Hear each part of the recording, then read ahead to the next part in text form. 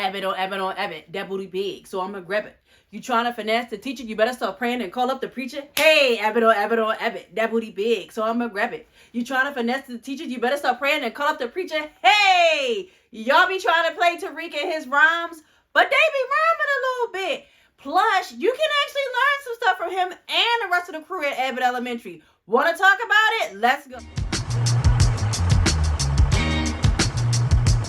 Hi, everybody. This is Lauren Gill from Power Publicity, and we are back for our next installment of our Marketing Master Series, where I find marketing and branding lessons in some of the most unsuspecting places in some of my favorite TV shows. And if you could not tell from today's intro, we are going to be talking about all the teachers and kids and staff and lovely characters down at Abbott Elementary. Now, Abbott Elementary has become one of my favorite TV shows over the last 2 years. It definitely was a comfort show when it first came out in late 21, early 2022, because of all the stuff that was going on at the time. And I absolutely love the show. Shout out to Quinta, who recently won another Emmy for lead actress. And I believe the previous season, she won an Emmy for, I believe, screenwriter. So shout out to Quinta and this amazing show. Now today, we are going to primarily focus on season 1 and season 2. Season 3 is on right now. It has a little bit of a different story angle, which I think is good. And perhaps maybe after it's over or towards the end, I might come back and do a reloaded version from all the things from season 3. But today we're going to focus on season 1 and season 2. So let's get into it. So our first lesson from our crew down at Abbott Elementary is to be resourceful. I'm going to take it back to season 1, episode 1. Where Janine needed a new rug for her classroom. The rug was a sacred space for her students because that's where they had story time. But unfortunately, the rug has seen better days, okay? And then at that point, somebody had peed on the rug, so they definitely needed a new rug. But I'm sorry, Janine, but you were not going to get one. Ava was not going to approve a budget to get it, and the district wasn't going to get it because they didn't have no money. But her coworker, on the other hand, Miss Shementi, she had a guy for everything. I got a guy for this, and I got a guy for that, and I got a guy for this. I got a guy for this and that. And Miss Shementi was not afraid to use her resources and use her network to get what she needed. And ultimately, she was able to do that to get Janine the rug that she needed for her classroom. And sometimes you're going to have to tap into that same spirit. You may not have the budget you need to do a big splashy marketing campaign at the level that you wanted. Or you may have to pour dollars into something else versus this particular thing, but it's something that still needs to get done. Or you may not have the time or capacity to do something. But if it's something that is really going to help you to reach your goal, it's really going to help to grow your business, this is where you can be like Miss Shementi. Tap into your network. Tap in whatever other resource that you have in order to get it done so you can get to where you need to be. Our second lesson is to captivate your audience and tap into their emotions. Now, our reference point for this particular lesson is season 1, episode 3. The teachers was all getting ready to do a school supply drive with the community. They was going to ask community for school supplies because, once again, underfunded. So, I think about once a year they would ask the community to donate supplies. And because they had seen videos on TikTok where a lot of teachers was doing this and they was able to get donations, they wanted to do the same thing. Now, Janine's TikTok was dry and boring. She wasn't going to get anybody to donate with that. Now, our favorite principal, Miss Ava Coleman, listen, Miss Ava may not be the best principal in a traditional sense, but Miss Ava, she definitely should have been an influencer. I mean, I don't know. Technically, she probably is an influencer, but she just got a day job, even though she ain't always doing the best traditionally at her day job. But, that is what she's good at. Ava's good at, like, content creation and marketing and sales like that. And she took her to look at that video like, oh, girl, we got to do something with this. Now, granted, she created a sob story, and that wasn't really good to create something that wasn't true. But at the end of the day, it definitely tugged at people's heartstrings, made them feel sorry, essentially. I mean, sympathy, but made them feel sorry for these kids. And they blew their goal through the roof and got all the money they need and even attracted media attention. Now, I'm not saying to create some made-up sob story, but everybody does have a story. And your story can very well be the vehicle that you can use to tap into people's emotions and get them to relate to you. That will get them to aspire to actually take the actions you want to take. So when it comes to particularly creating content, definitely make sure it's compelling. Tell a compelling story. Make sure it taps some type of emotion, like how you want people to feel. You want them to feel sympathy. You want them to feel powerful. You want them to feel happy. Even sometimes, depending on what it is, you may want them to feel sad. But long as you can get them to that emotional thing, that can drive them to take the action that you want them to take. So definitely when it comes to, like I said, content in particular, captivate your audience and tap into their emotions. Our next lesson that we have is a good one. This I want y'all to hear me and hear me well. Okay? Everybody isn't a hater. Everybody ain't hating on you, boo. Everybody who says something negative is not a hater. Now, I'm not going to hold you. Sometimes they may be a hater. And even in that, there could be some validity in the criticism that they're giving. So we are getting this lesson from season 1, episode 5. Janine and Jacob, they had went on this website, which is basically Yelp for teachers. They leave reviews about teachers. The closest thing I can think about that in real life is something called ratemyprofessor.com, where particularly college students, I mean, I don't think I left any reviews, but I did definitely used to go on there, look at my professors before I registered for classes to basically, reviews about professors. Same thing they had for these teachers. And Janine discovered that she did not get basically a perfect review. Now, the review actually wasn't bad. They weren't being a quote-unquote hater. They just said that these are a few areas that this particular teacher can improve in. And that's the thing. When somebody leaves you that type of feedback, take it, apply it, and move on. If it's something that is relevant, if it's something that is valid, move on. What you don't want to do is come out with a response that's rude, dismissive, and degrading. We have actually seen some real live examples of this over the past few months where businesses, particularly like with Keith Lee, the popular food vlogger who's going on his food tour, going on all these restaurants, when he went to a particular city, it was not a good time. Like, it was a little rough. And one particular establishment, they didn't take too well to his criticism. And it cost him a lot in negative press. And it's real easy in today's age and time with TikTok and Twitter. Yes, I'm gonna call it Twitter. I'm a OG. I refuse to call it by its new name. It's not my name at Twitter. I'm gonna call it Twitter. Okay. In the age of TikTok, Twitter, Instagram, all of the sites, all of the things, it don't take that much for a piece of negative attention, negative feedback, you giving out a negative response. We're not taking accountability for what something may say, particularly if a customer comes to you with an issue and you basically dismiss them. You don't have a good solution. You don't try to solve the issue. It can really spiral out of control where people don't want to support your business or your organization anymore. And that's not what you really want to do. So when somebody comes at you with criticism, even if you do, your ego kind of feel a little in your heart a little bit, hurt you in the chest, take a step back and truly listen to what they're saying. If you determine they're saying something valid, apply it and move on. If it's an issue with a customer, resolve it and move on. Our next lesson from our crew from Abbott Elementary is to create your own lane. Like I said in the intro, Tariq, we know he a bum. I mean, a lot of people will call him a bum, Tariq actually does, his character on the show definitely does give laughs. But the one thing I will say that we can learn from our good old friend Tariq was that he created his own lane.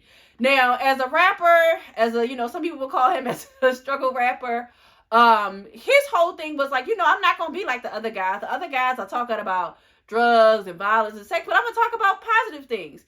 And while it didn't give him a Billboard #1 hit, he eventually did get a job with Fade Organization, and he needed this job. He actually got a job, and he was able to do something with that. Now, he lost the job. We're not going to talk about that now, but the whole point is, with him creating their own his own lane, and he did a performance at a school, that opened up opportunities for him. And the same thing can happen to you. Like when it comes to your business and organization, you want to ask, what is the one thing that I can do that everybody else can't? What do I give that everybody else don't? Why will somebody want to come to me versus come to them? Because that's going to be your secret sauce to get people to be not just buy from you, but to also be loyal to you. My next lesson from our wonderful crew down at Abbott Elementary is to have an effective sales strategy and show them why they should care. Now, once again, our favorite principal, Miss Ava Coleman, she don't always use I guess you could say the most ethical tactics. And the reference point that we get from this particular lesson is from season 2, episode 13, where the kids were having a fundraiser to raise money for their trip to the Franklin Institute. And, you know, Mrs. Howard, when she was teaching the kids how to sell the candy, she was like, you know, kill them with kindness, be polite, ask them they want to buy candy. They say no, you thank them for their time. Even though that sounds good, it really wasn't giving anybody anything they could feel. It didn't tell them, you know, why should I buy this candy? I can go to 7-Eleven and get candy. I don't need this particular candy. And now, although when we flip to Miss Coleman, Miss Ava Coleman's method, they were some, like I said, little scrupulous, unconventional tactics.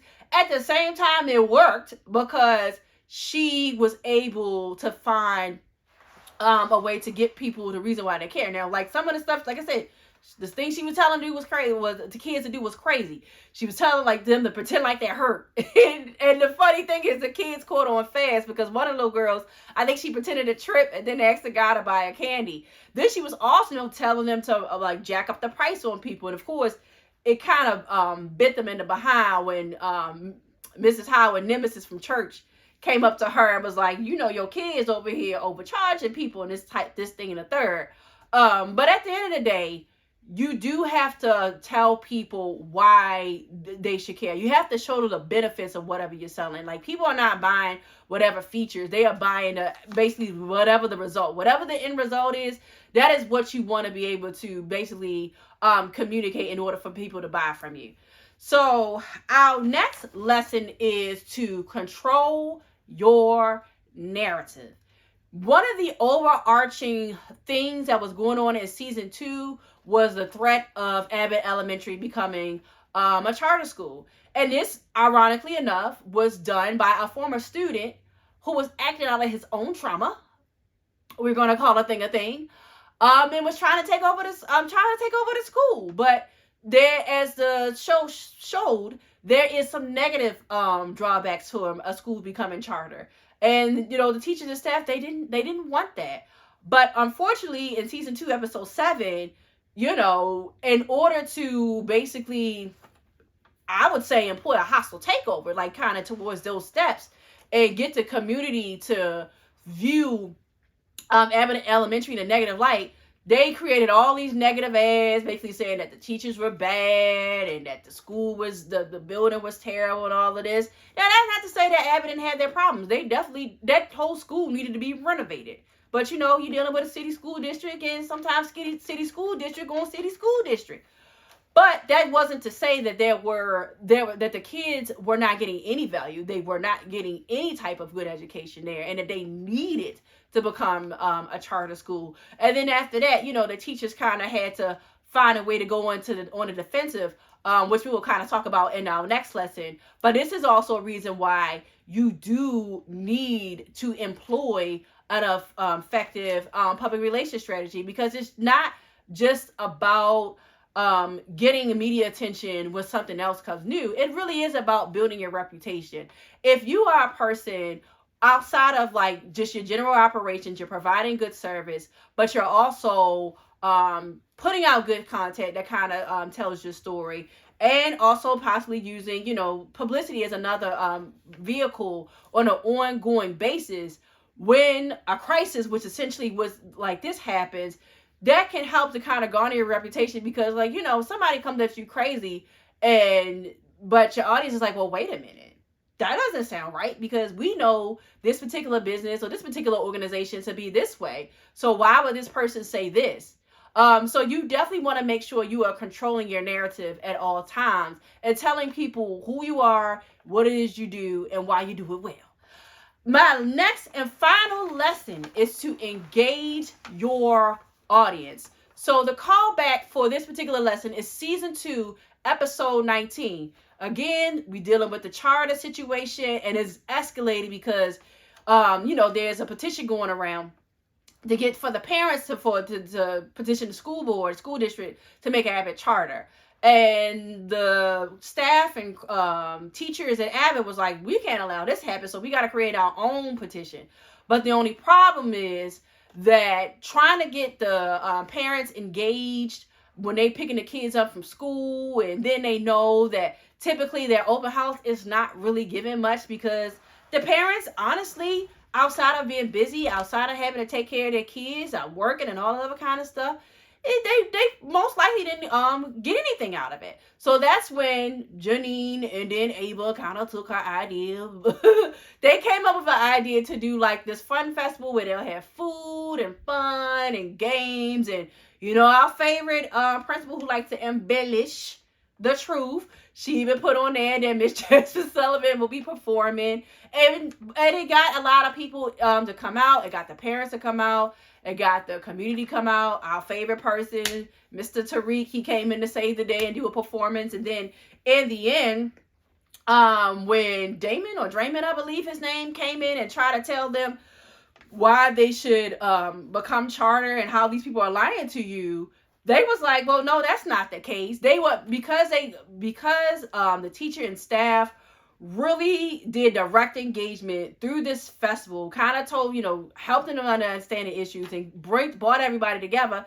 They was able to see basically the phoniness that was coming from the person that was trying to take over from charter school. So when it comes to your particular business and organization, definitely find ways you can directly engage your audience. Eventful is always a great way to do that, whether you're creating your own event, you're sponsoring an event, and particularly if you have a chance to do a really super dope activation that can kind of really get people activated and also collect maybe like their email address so you can get in touch with them later. Definitely find good creative ways to engage your audience so they can know about what you do. So that is all my lessons from the Abbott Elementary's crew. I thank you so much for watching this video. Like the video, leave a comment. Let me know if there's any other lessons that you could possibly spot out in this particular series. If you want me to do a reloaded for season 3, once season 3 is over, let me know. If there's any other shows that you think that would be great for me to break down, whether they're actively on TV or there's a show that, been canceled because unfortunately some shows from the strike then got the strike. But that doesn't mean that they don't have some good things. So if there's any particular show you want me to do a marketing review of, let me know and I'll hit you up. I thank you so much for watching. Please subscribe to my channel and I'll catch you next time. Bye.